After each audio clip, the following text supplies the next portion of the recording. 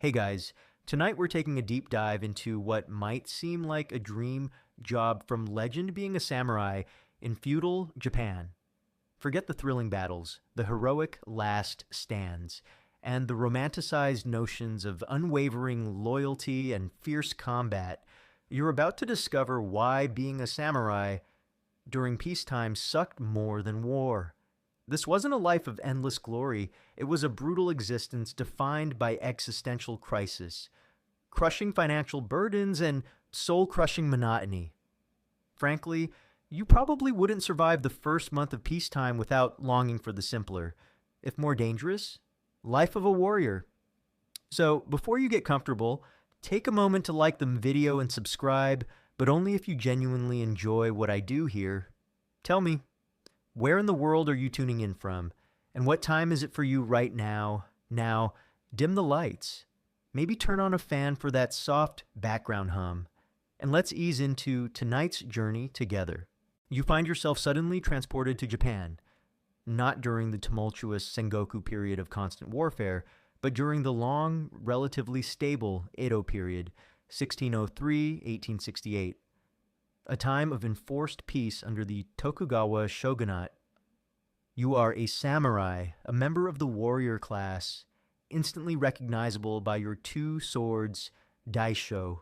Your family has served your daimyo, feudal lord, for generations, living by the code of Bushido, the way of the warrior, which emphasizes honor, loyalty, martial skill, and readiness for death.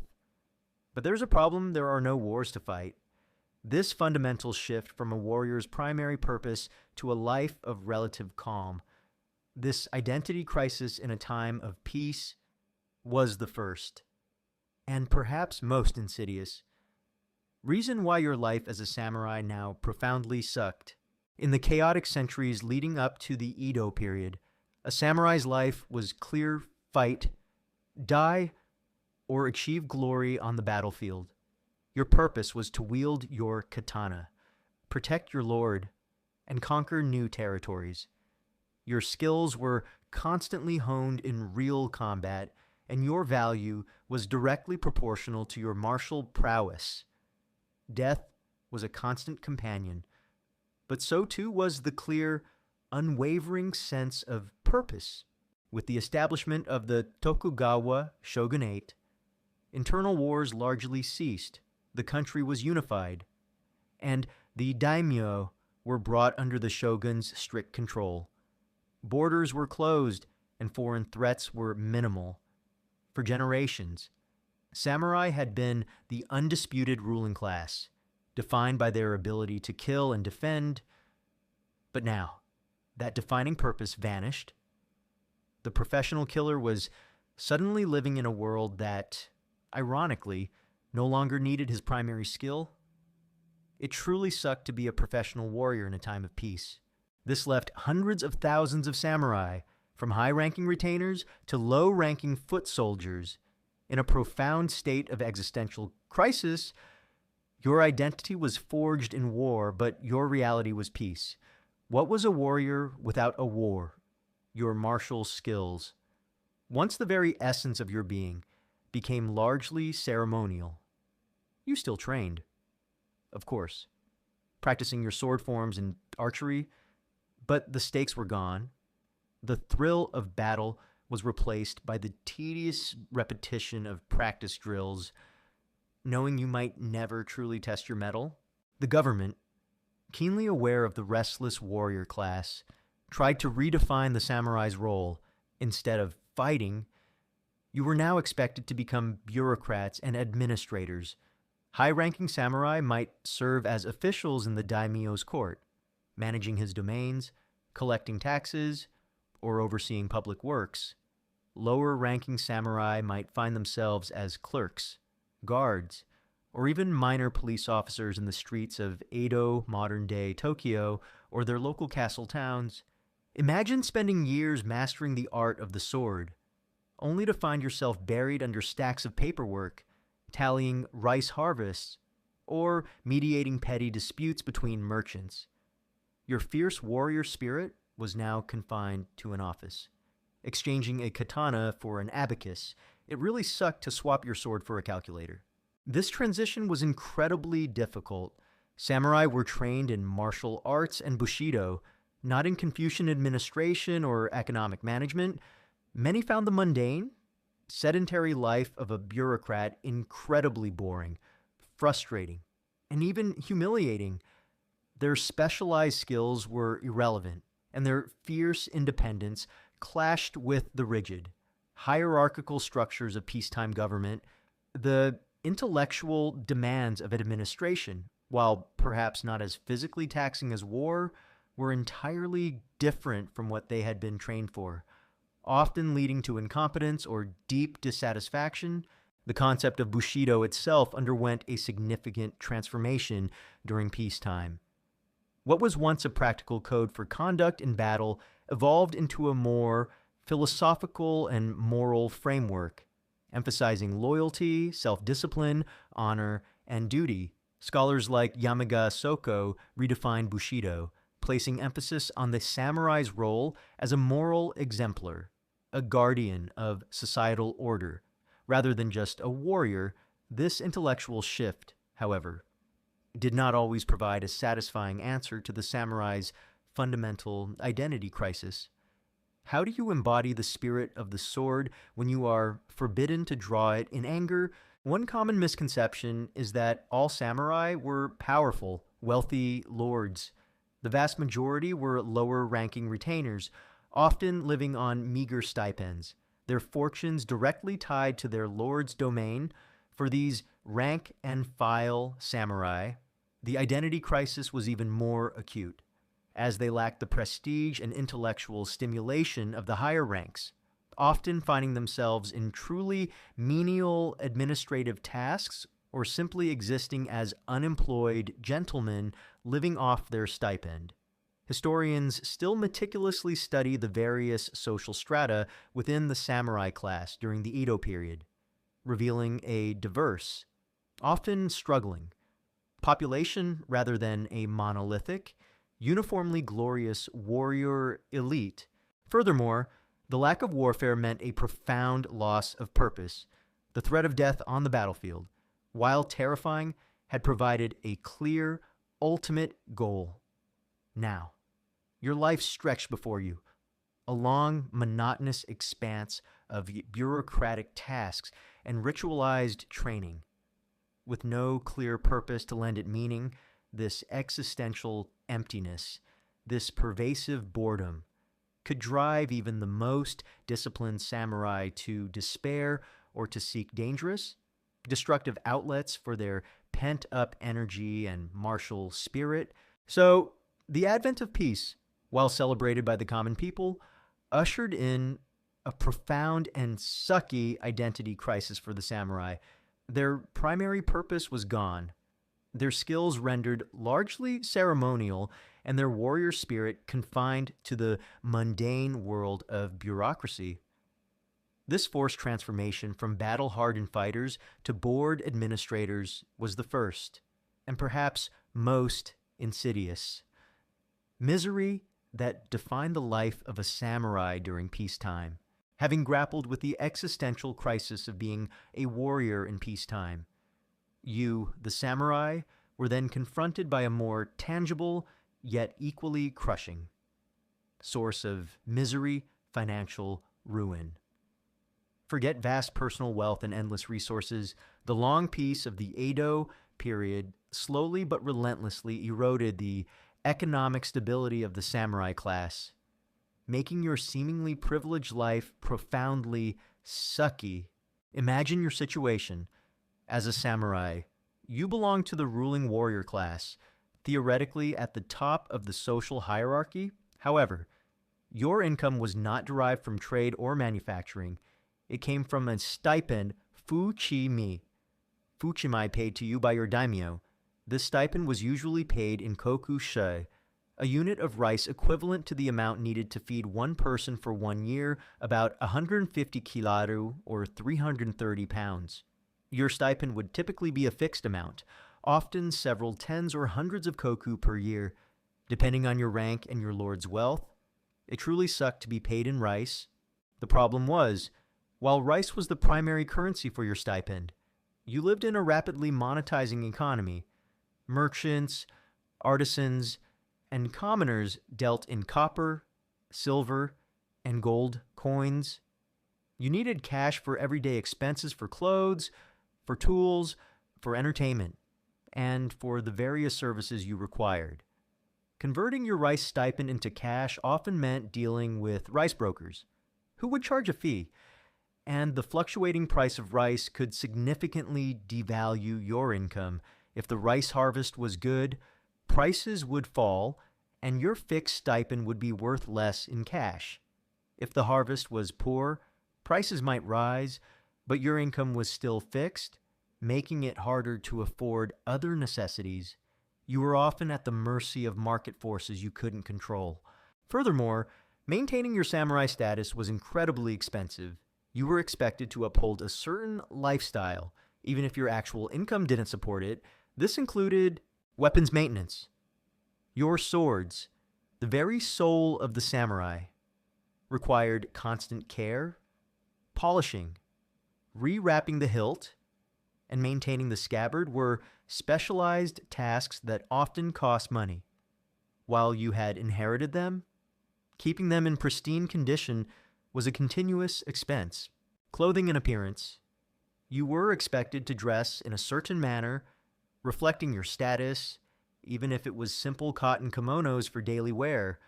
Formal attire for court duties or ceremonies was expensive. Housing. Even if your daimyo provided housing, you often bore the costs of its upkeep.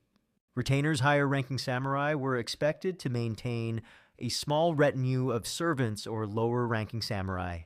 Adding to the financial burden, these expenses, combined with your fixed, often declining, real income, meant that many samurai, particularly the lower ranks, the gakunin or a shigaru who became fixed retainers, lived in a state of noble poverty. They had the social prestige of being samurai, but lacked the actual disposable income to live comfortably.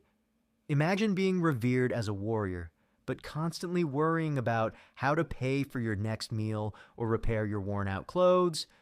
It really sucked to be socially high, but financially low. The long peace of the Edo period exacerbated this financial strain. In times of war, samurai could gain wealth through plunder, land grants for valor, or increased stipends for military service. But in peacetime, these avenues for advancement vanished. Your income was stagnant, while the cost of living, influenced by a growing merchant class and urban development, slowly crept upwards. Many samurai were forced to take out loans from the very merchants they nominally outranked, often at high interest rates, leading to a spiraling cycle of debt. This created immense resentment towards the merchant class, who, despite their lower social standing, were often far wealthier. One particularly poignant detail highlighting this financial plight was the practice of selling heirlooms or even family names.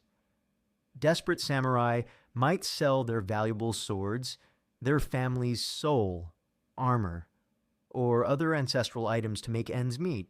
Even more tragically, some would marry out their daughters to wealthy merchant families, a social disgrace for a samurai, or, in extreme cases, even sell their samurai status, though this was officially forbidden and highly dishonorable, to escape perpetual debt.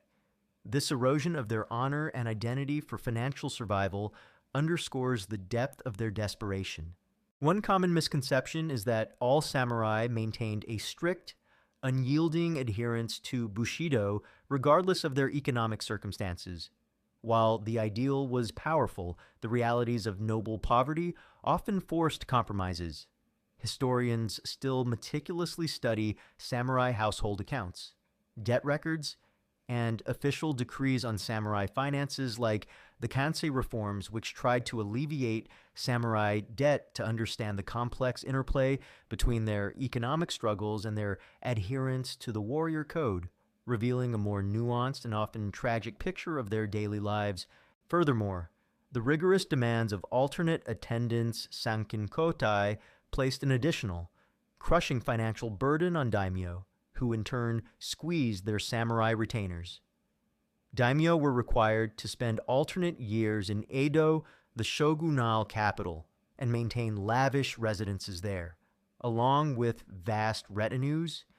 This immense logistical and financial cost was a deliberate policy by the shogunate to prevent daimyo from accumulating too much wealth or power that could threaten the central government. For the samurai in the daimyo's service, this meant frequent, expensive travel and living on meager stipends, further exacerbating their financial woes. So, your life as a samurai during peacetime, despite its social prestige, was profoundly sucky due to the relentless grip of financial ruin.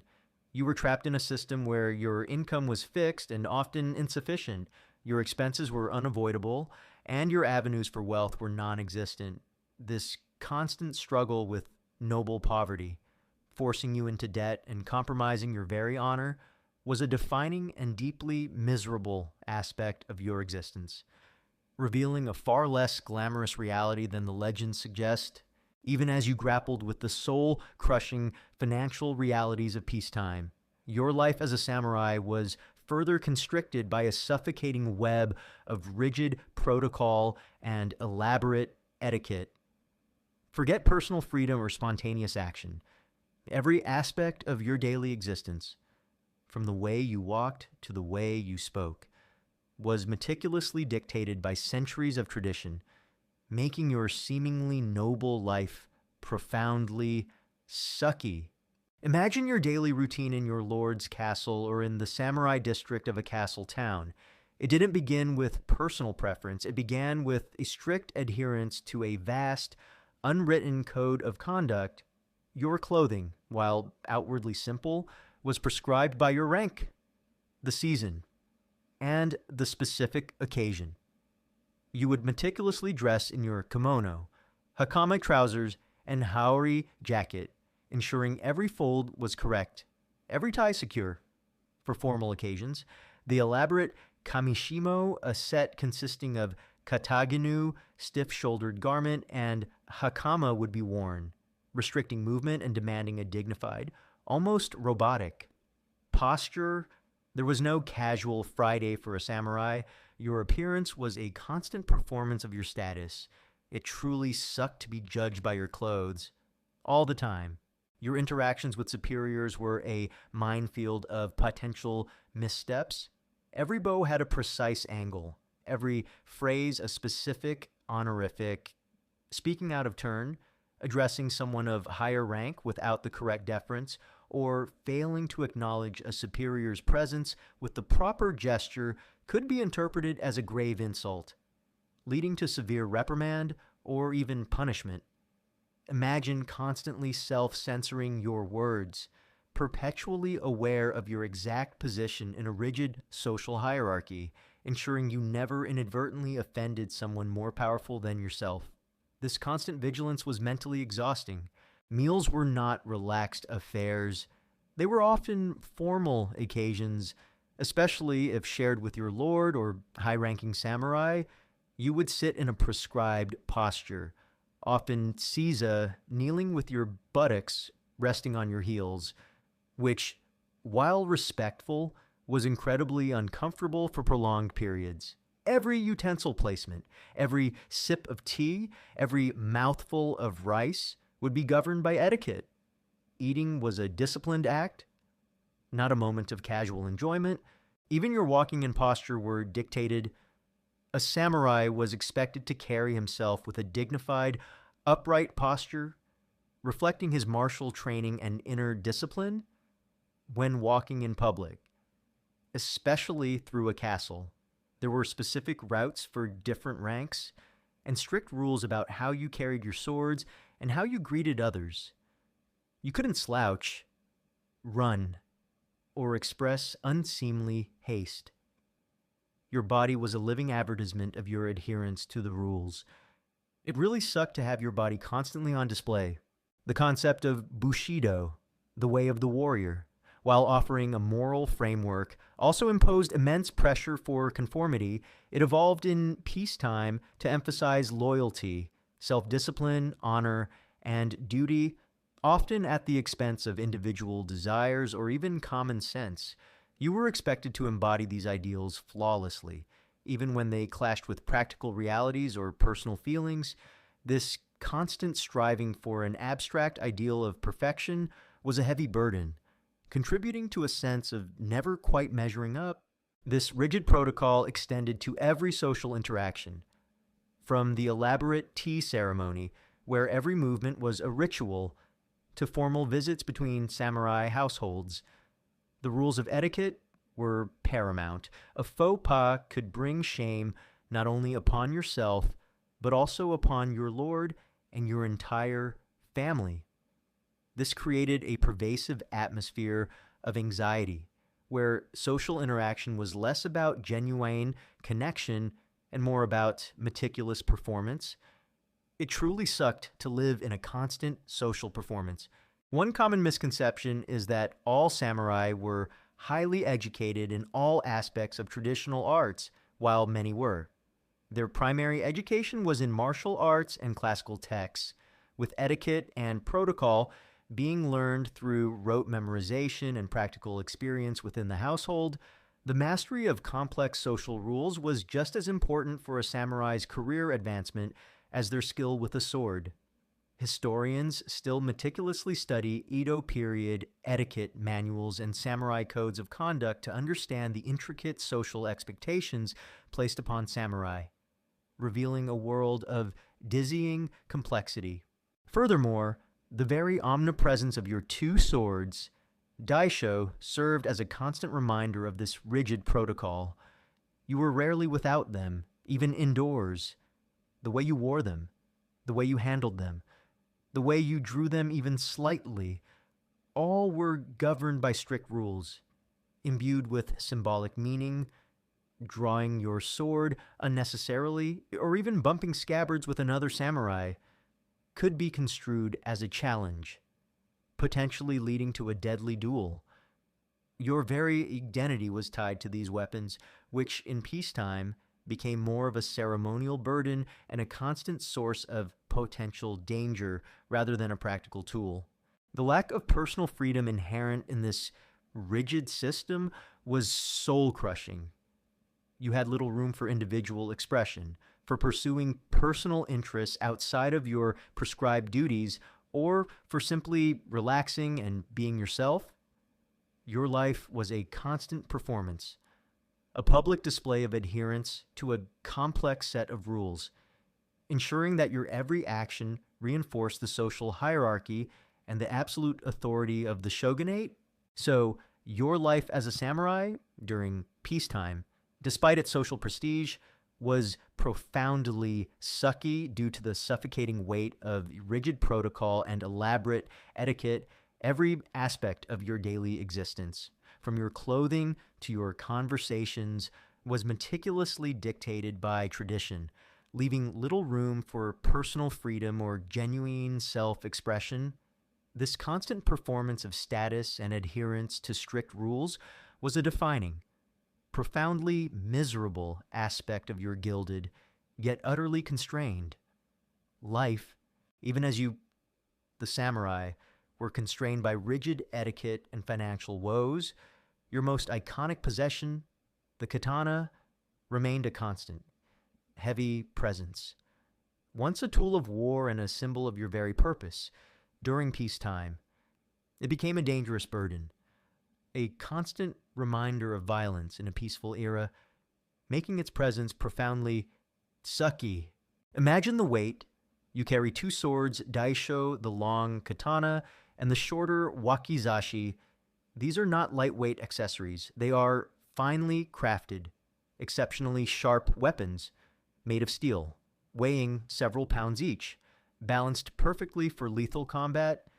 You wear them at your hip, constantly aware of their presence in wartime. Their weight was a comfort, a promise of defense and offense.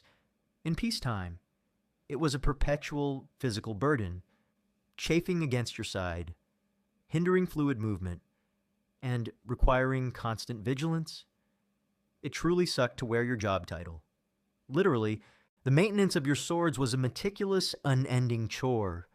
Your katana was not just a weapon, it was considered the very soul of the samurai, passed down through generations, imbued with ancestral honor. It required constant, specialized care to prevent rust and maintain its razor sharpness. You would spend hours cleaning the blade, applying a thin film of oil, checking the fittings, and ensuring the scabbard was pristine. This wasn't a simple wipe down, it was a ritualistic act, demanding patience and precision. Imagine the financial drain of having to pay a skilled sword polisher if your own efforts weren't sufficient. A recurring expense in your already precarious budget. However, the greatest burden of your katana in peacetime was its inherent danger and symbolic weight. Your sword was a license to kill. As a samurai, you had the legal right to strike down any commoner who disrespected you, kirasute gomen. Cut down and be excused. While this right was rarely exercised without severe consequences, often requiring a justification of insult and later official inquiry, its very existence meant you were constantly armed with a lethal weapon in a society striving for peace. This created a pervasive tension, a constant awareness of your capacity for violence, and the expectation that you would use it if your honor was challenged. It truly sucked to be a walking deadly weapon. This right to kill, ironically, put you in precarious situations. A minor slight, a perceived insult from a commoner, or a drunken altercation could escalate rapidly into a deadly confrontation. Drawing your sword unnecessarily or killing someone without sufficient justification could lead to severe punishment from your daimyo or the shogunate, ranging from forced suicide seppuku to disinheritance. You were constantly walking a tightrope, expected to maintain your honor, yet restrained from using the very tool that defined it.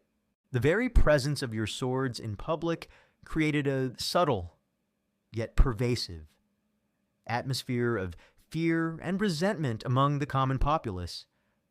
Peasants and merchants lived under the constant threat of a samurai's unpredictable temper or perceived insult, while you were at the top of the social hierarchy. This respect was often born of fear rather than genuine admiration. You were an armed reminder of their subjugation, a relic of a violent past in a supposedly peaceful jihad.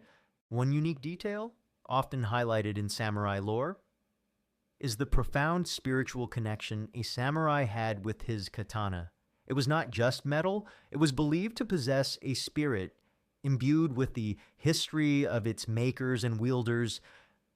This deep personal and spiritual bond meant that losing your sword in battle, or having it confiscated as punishment, was not merely a material loss, it was a profound spiritual and personal degradation, a loss of identity that could lead to immense despair. Imagine losing your very soul to a petty dispute. Historians still debate the precise extent of this spiritual reverence, often relying on later Edo period writings that might have romanticized or idealized earlier warrior practices.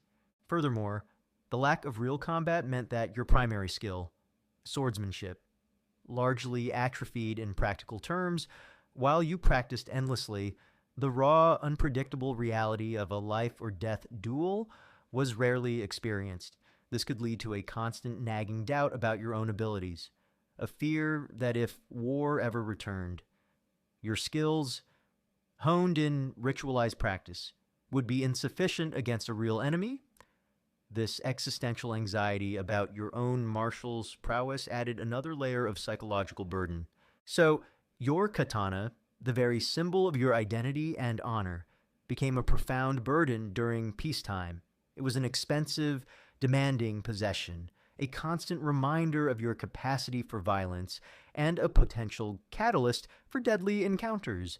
This transformation of a fearsome weapon into a ceremonial burden and a source of constant tension made its presence in your daily life profoundly sucky, underscoring the paradox of being a warrior in a world that no longer needed war, even as you carried the symbolic weight of your katana and grappled with rigid protocol.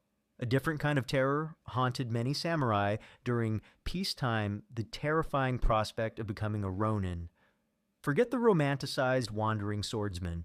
Being a masterless samurai was a life of profound misery, disgrace, and utter destitution, often making it sucky more than any battle. Imagine the sudden, catastrophic news. Your daimyo, your feudal lord, might have been punished by the shogunate for a transgression, his domain confiscated, and his samurai retainers dismissed, or perhaps your lord died without an heir, or fell into financial ruin, forcing him to disband his samurai in an instant. Your entire world collapses. Your source of income, your social standing, your very purpose are stripped away. You are now a Ronin Lang Ren, literally a wave man, a wanderer, a samurai without a master. It truly sucked to be unemployed in feudal Japan. The immediate consequence was loss of income, your stipend, your fuchimai rice allowance ceased immediately. You had no land, no trade, no profession to fall back on. As a samurai, you were forbidden from engaging in most forms of commerce or manual labor, as these were considered beneath your status. This left you in a desperate financial bind, with no means to support yourself or your family. Imagine going from a respected warrior to begging for scraps, forced to compromise your honor just to survive. Beyond financial ruin, becoming a ronin meant profound social disgrace. Your entire identity was tied to your lord. To be masterless was to be a failure, a samurai who had no one to serve, or worse, who had lost his lord due to some perceived shortcoming. You were viewed with suspicion by society, often seen as a potential troublemaker, a mercenary, or a common criminal. No other daimyo might be willing to take you on, fearing disloyalty or simply not having the resources. You would become an outcast, a pariah, forever marked by your masterless status. It really sucked to be a societal outcast. Your martial skills, once your pride, became a dangerous liability, while you might try to earn money as a bodyguard or a sword instructor. Opportunities were scarce, and such work was often low-paying and precarious. More dangerously, your swords, the very symbol of your samurai identity, could now lead you into trouble. Desperate ronin sometimes turned to banditry, highway robbery, or became involved in petty criminal activities, further tarnishing the samurai name and risking execution. The path from honorable warrior to dishonored criminal was tragically short for many. The psychological toll of being a ronin was immense. You would grapple with profound existential despair. Your purpose, defined by service and loyalty, was gone. Your honor, the very core of your being, was tainted.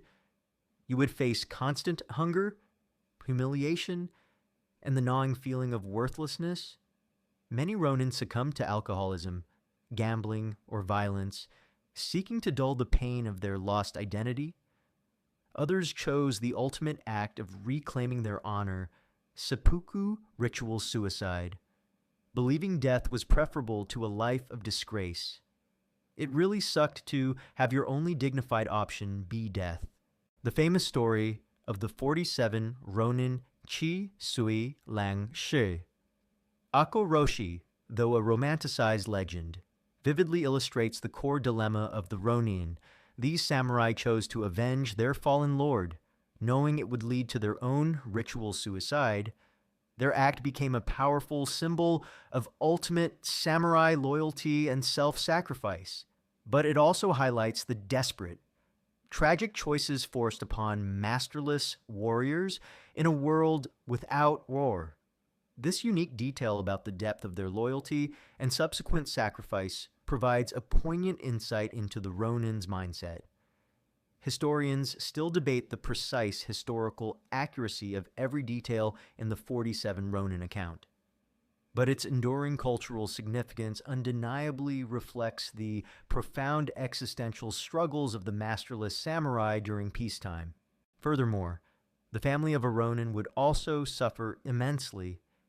Your wife and children, if you had them, would be plunged into destitution, forced to sell off possessions, beg, or find menial work to survive.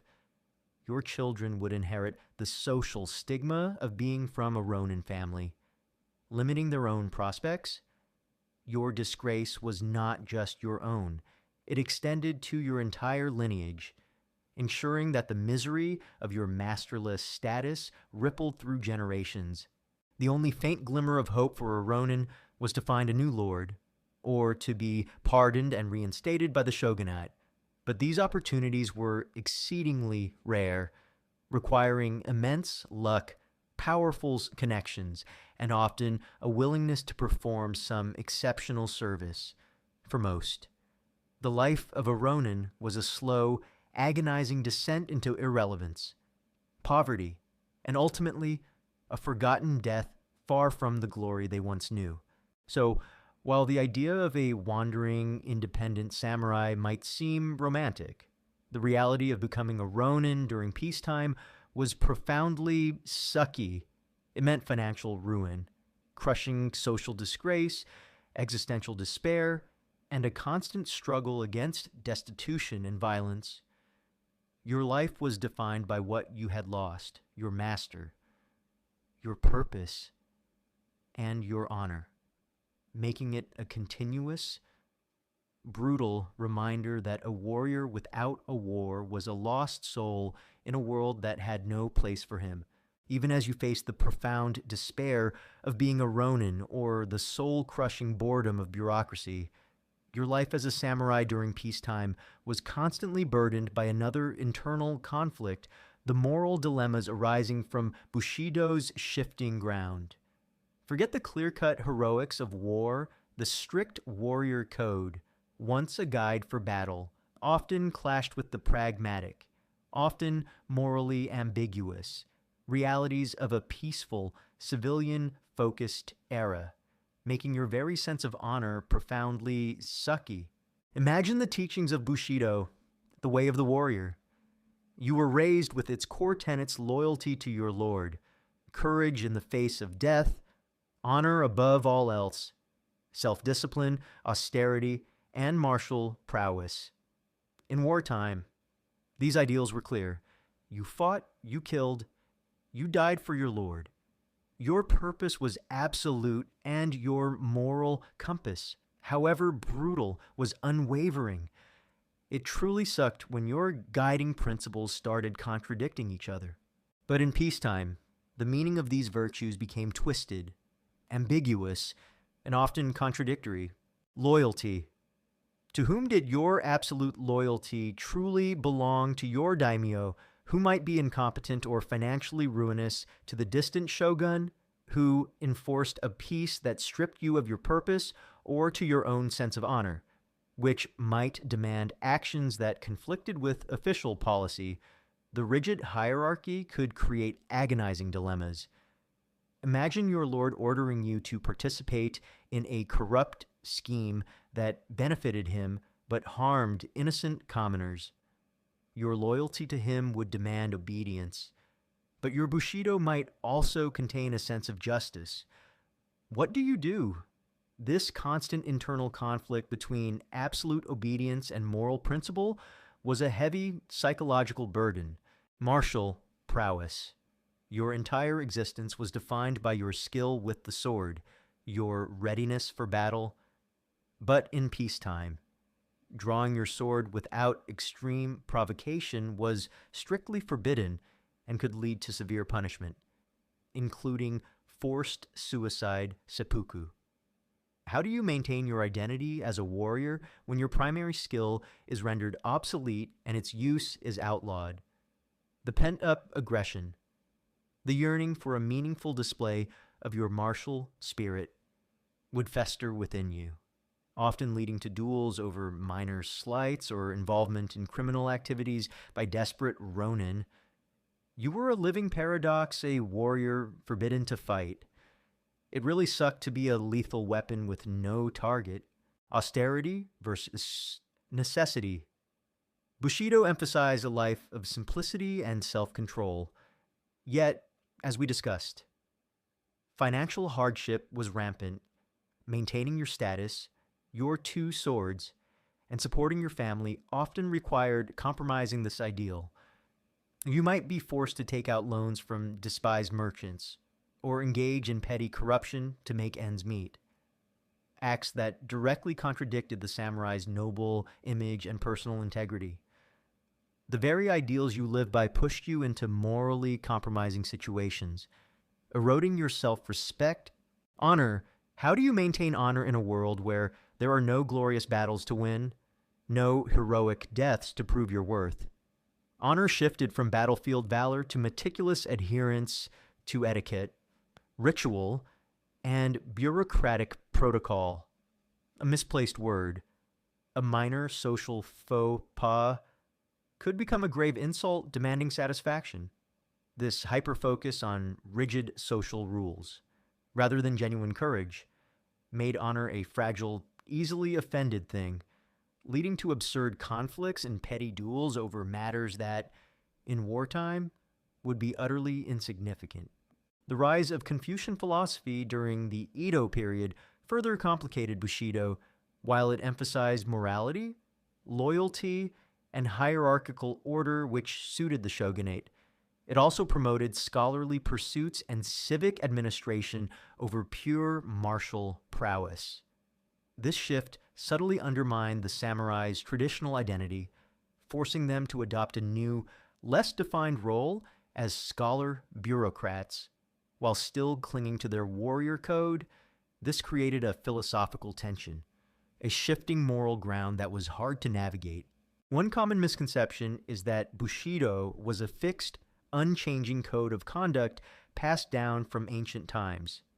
In reality, Bushido was a fluid concept, heavily influenced and reinterpreted during the Edo period by scholars like Yamaga Soko and Hagakure's author Yamamoto Tsunetomo, precisely to adapt the samurai's role from battlefield warrior to peacetime administrator and moral exemplar. This redefinition was a deliberate attempt by the shogunate to manage and control its now redundant warrior class, giving them a new purpose in a unified Japan. Historians still meticulously study these philosophical texts to understand the evolving definitions of samurai ethics and how they attempted to reconcile the warrior ideal with the realities of protracted peace. Furthermore, the lack of a clear enemy meant that samurai often turned their martial prowess and their rigid sense of honor inward, against each other. Duels over perceived slights, often to the death, became more common in some periods, a desperate attempt to assert their warrior identity and maintain their honor in the absence of real war. This internal violence, driven by frustrated purpose, further highlighted the tragic dilemma of their existence. So, your life as a samurai during peacetime was a constant battle with moral dilemmas arising from Bushido's shifting ground. The very code that defined your honor and purpose became a source of internal conflict, pushing you to compromise your ideals for survival or forcing you into meaningless violence. This profound existential struggle, where the essence of your identity as a warrior was constantly challenged by the realities of peace, made your existence profoundly sucky, even as you, the samurai, grappled with the moral ambiguities of Bushido and the crushing weight of noble poverty. Your peacetime existence was relentlessly plagued by another profound source of misery, boredom, and dissipation. Forget the thrill of battle. Your warrior spirit, now confined to mundane duties, often yearned for purpose, leading to restlessness and dangerous pastimes that consumed your idle hours, making your life profoundly sucky. Imagine your daily routine in a time of enforced peace. Your mornings might still involve rigorous martial arts training, the meticulous practice of sword forms, kata, archery, and horsemanship. But these were drills, not preparation for imminent combat. The intense, visceral stakes of wartime were gone, replaced by repetitive exercises. Your body, trained for lethal efficiency, found its purpose diminished.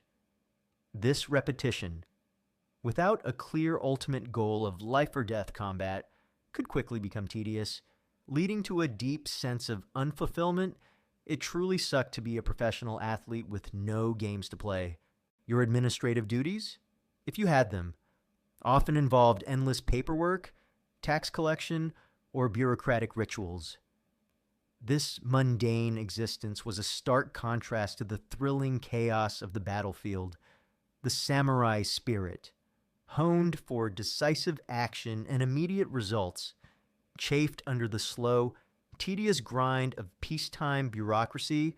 Imagine a fierce warrior whose honor dictated swift action, now forced to spend his days meticulously counting rice bales or mediating petty disputes. The intellectual demands were different, often frustratingly slow, and failed to engage the warrior's deeper instincts. This pervasive boredom was a dangerous enemy, a warrior class, accustomed to violence and purpose, could not simply sit idle without consequences. The pent-up energy, the unfulfilled yearning for a meaningful display of their martial prowess, often led samurai to seek outlets for their restlessness, many of which were detrimental to their well-being and reputation. One common outlet was drinking and revelry. Taverns and sake houses flourished in samurai districts, and many samurai, particularly lower-ranking ones with little to do, turned to excessive alcohol consumption. This often led to public drunkenness, which, despite prohibitions, was a common problem. Imagine drinking away your boredom, only for it to lead to a hangover that compounded your misery and perhaps led to a reprimand from your lord. It really sucked to self-medicate with sake. Another dangerous pastime was gambling. With limited income and abundant time, many samurai succumbed to the allure of dice or card games, desperately hoping to improve their financial situation or simply escape the monotony. This often led to deeper debt, further exacerbating their financial ruin and compromising their honor. Imagine losing your last few coins, or even a cherished heirloom, in a desperate gamble fueled by boredom and despair. The very streets of the castle town could become a stage for spontaneous violence. Bored or frustrated samurai, with their swords always at their hip, might engage in duels over perceived slights, however minor. The Kirasute Gomen right to cut down and be excused privilege, while legally restricted, created a pervasive tension. A casual bump, a disrespectful glance from a commoner, or even another samurai could escalate into a deadly confrontation, a desperate attempt to prove one's warrior identity in the absence of real war. These duels, while brief, often resulted in severe injury or death, adding to the unpredictable danger of peacetime life. It really sucked to get into a sword fight over someone bumping your shoulder. The focus on cultural arts like tea ceremony, calligraphy, poetry, or flower arrangement by some samurai, while contributing to Japan's rich cultural heritage, also served as a means to manage this pervasive boredom. For many, these were genuine pursuits of refinement and discipline, but for others, they were perhaps simply another ritualized way to fill empty hours. a learned performance rather than a passionate engagement, offering limited solace to a restless warrior spirit. One common misconception is that all samurai were deeply philosophical or artistic, while the pursuit of such arts was encouraged. The reality was that many lower-ranking samurai lacked the leisure time, resources, or inclination for intensive cultural training. Their dissipation often took more mundane and destructive forms, reflecting the difficulty of adapting a warrior's mindset to a peaceful existence. Historians still meticulously study Edo period criminal records and local ordinances to understand the specific forms of samurai misbehavior and social unrest directly attributable to boredom and lack of purpose, often finding a surprising amount of petty crime and street violence. Furthermore, the very nature of the long peace meant that the samurai, as a class, were becoming increasingly obsolete.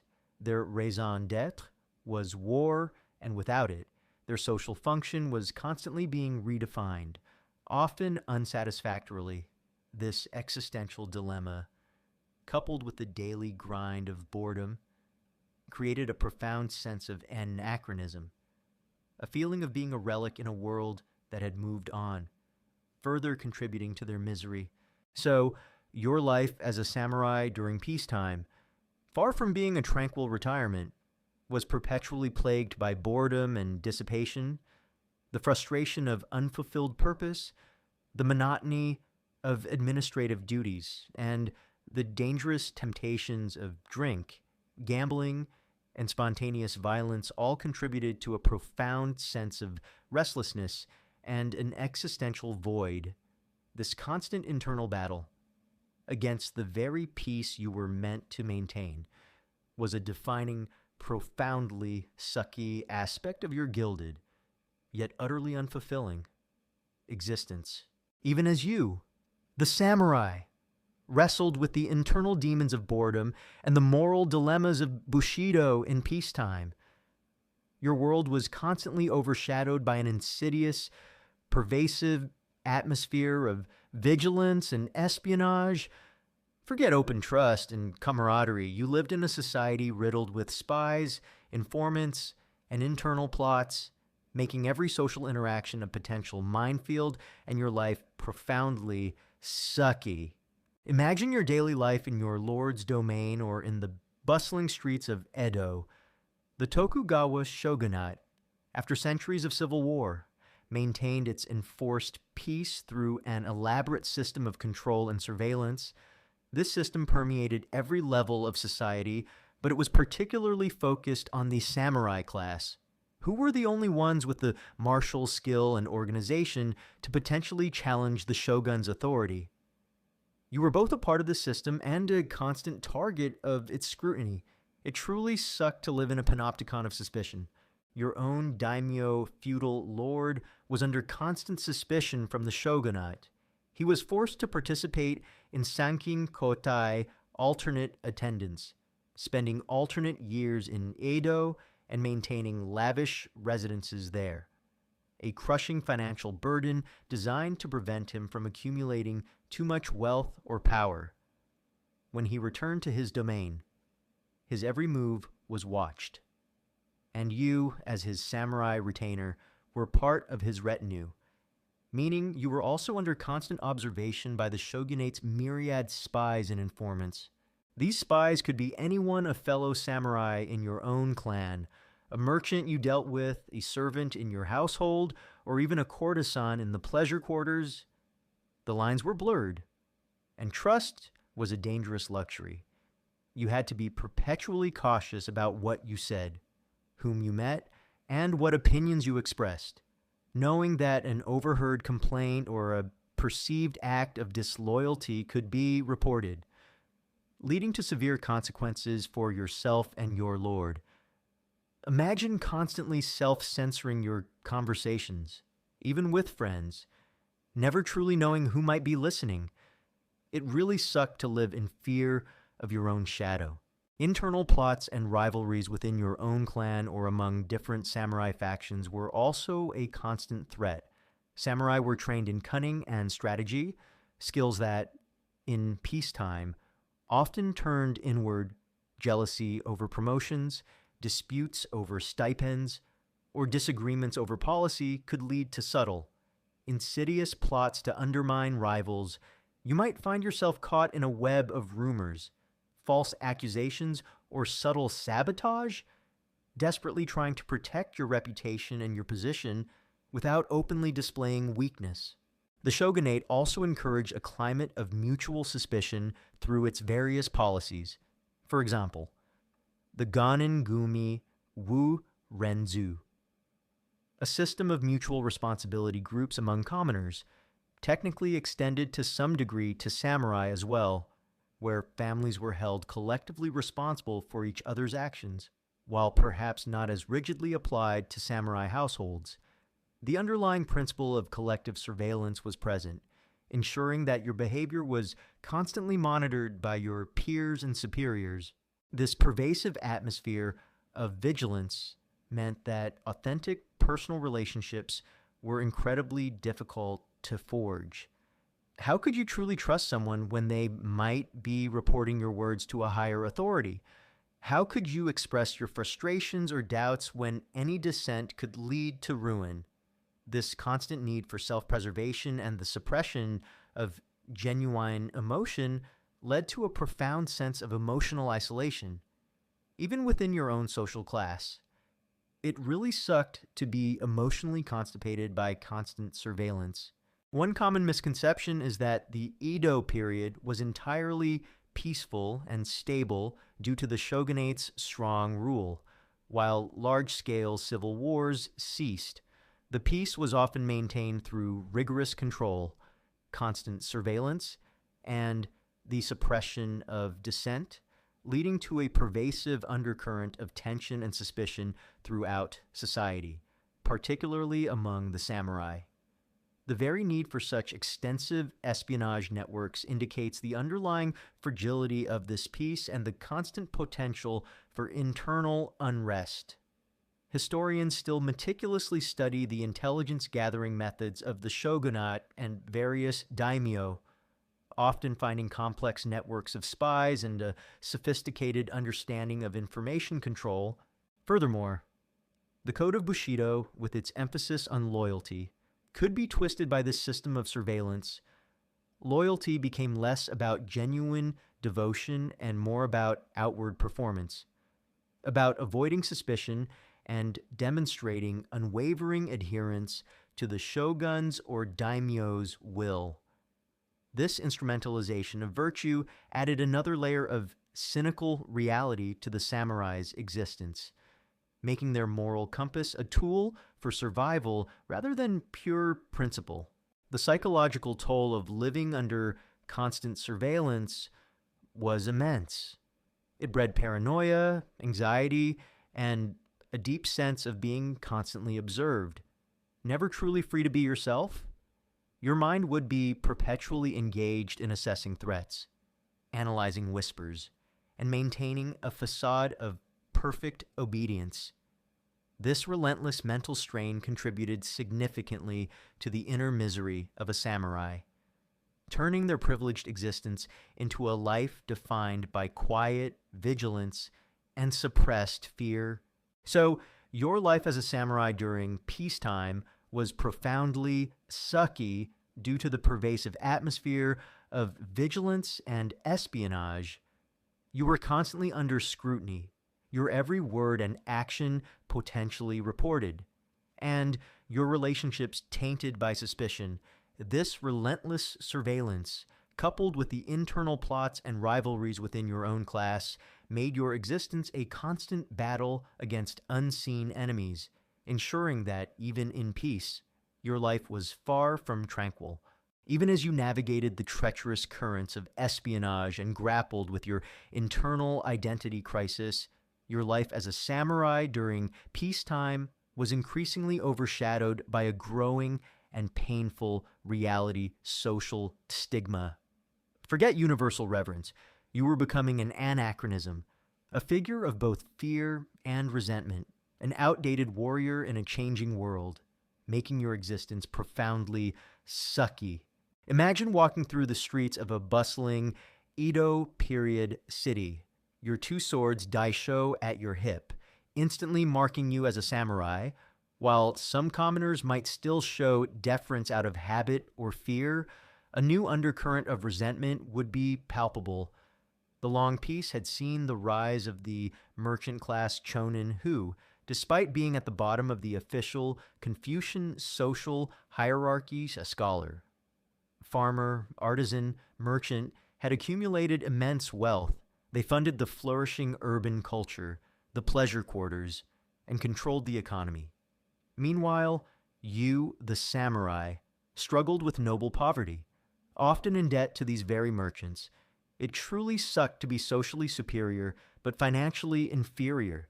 This economic disparity bred deep resentment. Merchants, with their practical skills and growing wealth, often viewed the samurai as unproductive parasites, relics of a bygone era. They saw you as a burden on society, living off stipends derived from their taxes, yet contributing little to the peacetime economy. They might outwardly bow, but inwardly they scoffed at your rigid etiquette and your constant financial woes. Imagine buying goods on credit from a merchant who, with a polite smile, subtly conveys his contempt for your impoverished nobility. The privilege of kirasute gomen, the right to cut down and be excused, also fueled resentment. While officially restricted and rarely exercised without severe consequences, the mere existence of this right reminded commoners of the samurai's arbitrary power over their lives. A samurai's unpredictable temper, fueled by boredom or drink, could turn a minor insult into a deadly confrontation. This fear fostered a public image of the samurai as a potential bully, a danger, rather than a protector, further alienating you from the general populace. It really sucked to be feared for the wrong reasons. The samurai, as a class, were increasingly seen as anachronistic. Their primary purpose warfare was largely absent. Their martial skills, once vital, seemed less relevant in a society focused on commerce, administration, and urban culture. You were a warrior without a war, clinging to traditions that no longer fully fit the evolving social landscape. This feeling of being outdated, of being a living relic, could be deeply unsettling, eroding your sense of purpose and pride. This growing social stigma manifested in various subtle ways. Merchants might subtly overcharge you, knowing your desperation for credit. Commoners might subtly avoid eye contact or give you a wider berth in the streets. Satirical plays and popular literature, though often veiled, might mock the samurai's pomposity or financial struggles. You would feel this unspoken disdain, a constant chipping away at your dignity, making your public appearances less about respect and more about an uncomfortable awareness of your declining social relevance. One common historical misconception is that samurai were universally admired throughout the Edo period. While their historical legacy is strong, contemporary accounts and later historical analysis reveal significant periods of resentment from other social classes, particularly the merchants. The long peace fundamentally altered the social contract, creating new economic realities that challenged the traditional hierarchy.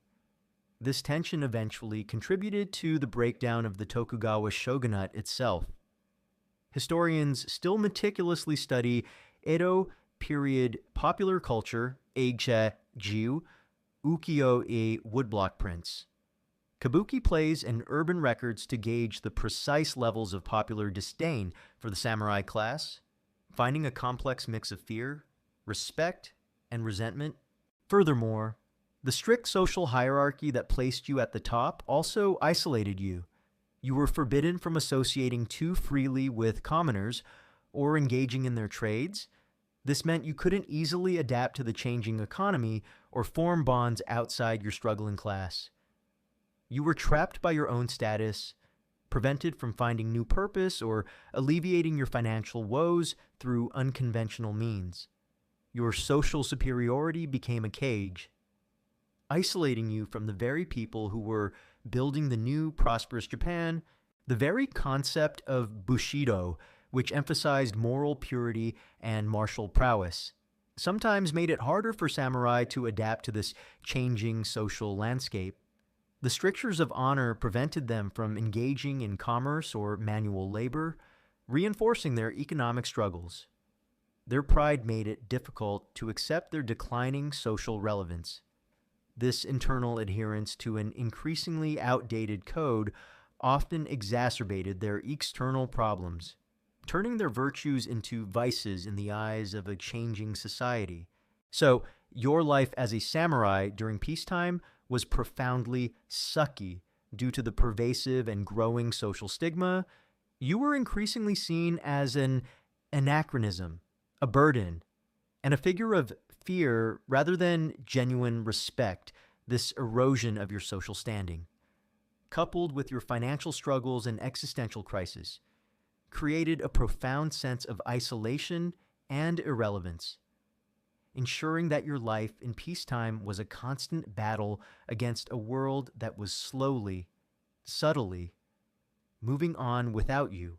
You've grappled with the existential crisis of being a warrior without war, battled the relentless grip of financial ruin, endured the suffocating weight of rigid protocol, carried the dangerous burden of your katana, faced the terrifying prospect of becoming a disgraced ronin, wrestled with Bushido's shifting moral ground, succumbed to the ennui of boredom and dissipation, and withered under the subtle sting of social stigma.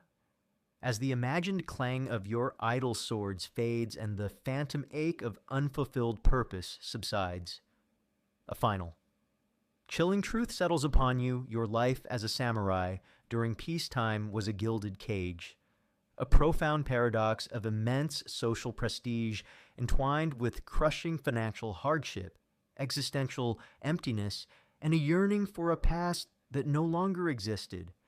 It was a life that was profoundly, unequivocally sucky. Consider the immense social prestige you held. By birthright, you were at the apex of the official social hierarchy, above farmers, artisans, and despised merchants. You carried the daisho, the two swords that symbolize your privilege and your right to enforce order. You wore fine silks even if often on credit, lived in a respectable home even if mortgaged, and commanded deference from commoners. Your family name, honed over generations of martial service, carried weight and honor. This was a life of outward dignity and status, a position many in medieval society could only dream of. However, this gilded existence was also a profoundly lonely and constrained prison. The very status that elevated you also trapped you. Your life was not your own. It was dictated by your daimyo, the shogun, and centuries of rigid etiquette. You couldn't choose your profession, pursue wealth through commerce, or easily leave your lord's service. Your movements were often restricted by Sankin Kotai alternate attendants, tying you to the political demands of the shogunate rather than your personal desires. Privacy was a luxury, as constant surveillance by spies and informants meant you lived in a perpetual state of vigilance, unable to express true dissent or vulnerability. It truly sucked to be admired by everyone, but connected to no one. The existential emptiness was perhaps the deepest wound. Your entire being was forged for war, for the battlefield, for the ultimate act of sacrificing your life for your lord. But now, there were no wars. Your martial skills, once the very essence of your identity, became largely ceremonial. You trained relentlessly, but without the immediate threat of death. The purpose felt hollow. This profound lack of active purpose left a gnawing void in your spirit, often leading to boredom, restlessness, and dangerous forms of dissipation like excessive drinking or gambling. all desperate attempts to fill the vacuum where true purpose once resided. The samurai was a warrior without a war, a living anachronism. Then there was the crushing financial burden, the fixed stipends, paid in rice, constantly battled against the rising costs of a monetizing economy and the unavoidable expenses of maintaining your samurai status. You were often in perpetual debt to merchants, the very class you nominally outranked, creating a profound, humiliating paradox of noble poverty.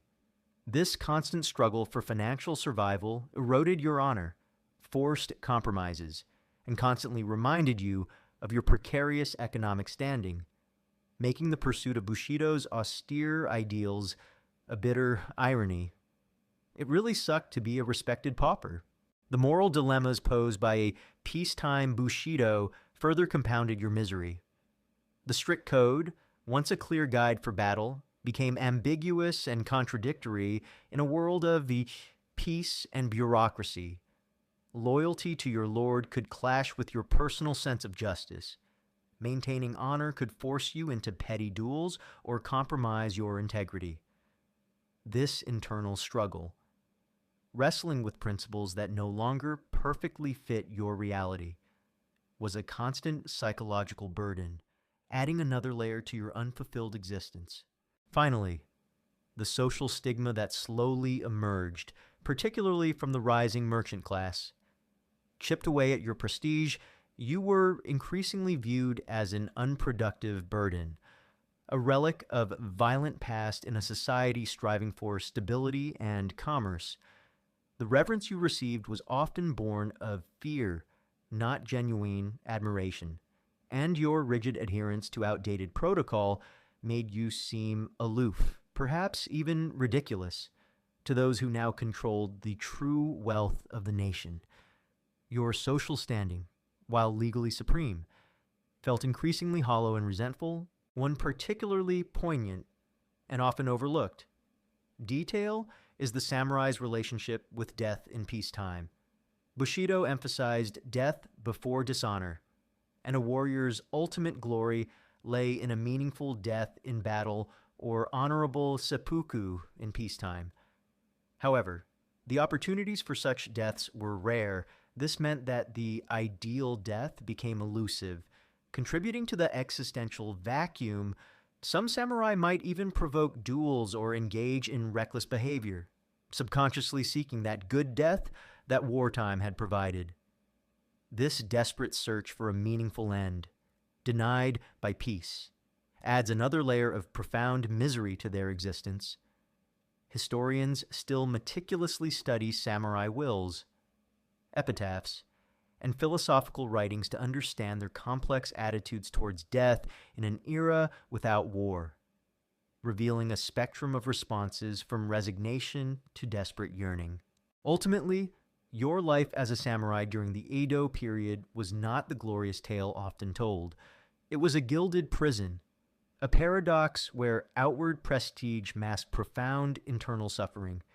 You were a warrior trapped by peace, an honorable man crippled by debt, a powerful figure isolated by rigid protocol, and a soul consumed by an existential void. This complex tapestry of immense privilege intertwined with profound misery, constrained autonomy, and a pervasive sense of anachronism, truly made being a samurai during peacetime profoundly, undeniably sucky. As you now drift into a deep, comforting sleep, let the distant clang of an idle katana and the phantom ache of unfulfilled purpose fade into the quiet background of history. You are safe, warm, and free, incredibly far removed from the brutal realities of a samurai's peacetime existence. May your dreams be peaceful, filled with the quiet certainty of self-determination, financial security, and the freedom to choose your own path and purpose, a stark contrast to the sucky truth we've explored tonight. And now, good night and have sweet dreams.